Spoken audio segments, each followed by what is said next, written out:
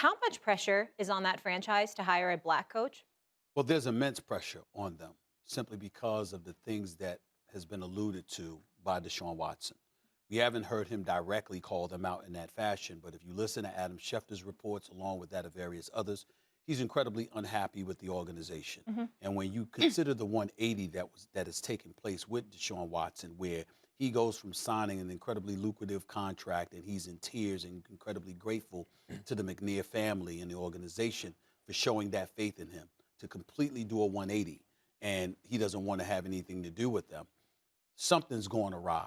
And it ain't just about their 4-12 record. Remember, reports are that J.J. Watt didn't want to be there any longer. Reports are that J.J. Watt went up to Deshaun Watson and apologized to him.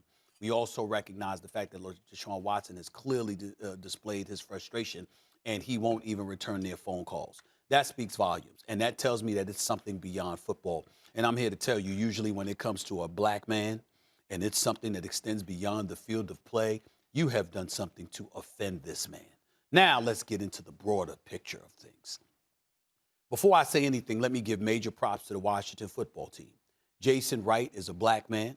He is the president of football. He's the president of the team, period. Business affairs. Ron Rivera, everything got to go through him football-wise. But this man's the president of the organization.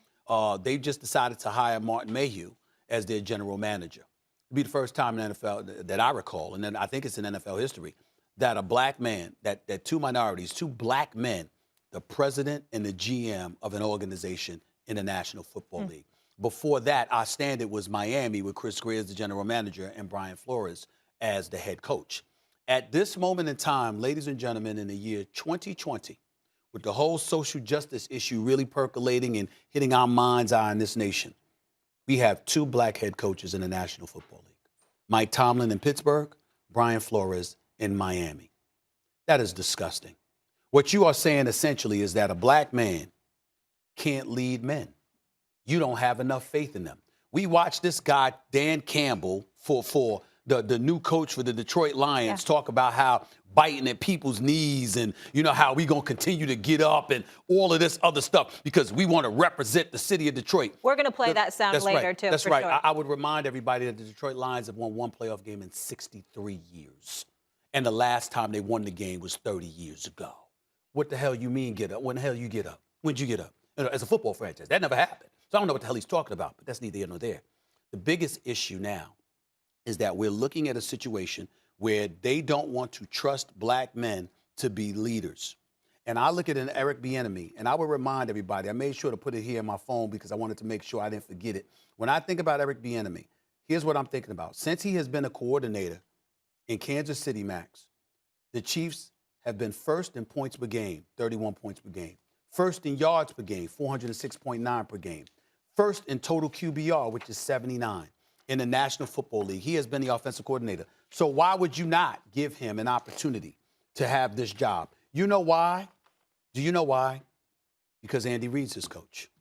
And because Andy Reid is known as this brilliant offensive mind and this brilliant play caller, and his resume speaks for itself. I know Andy Reid and I love him.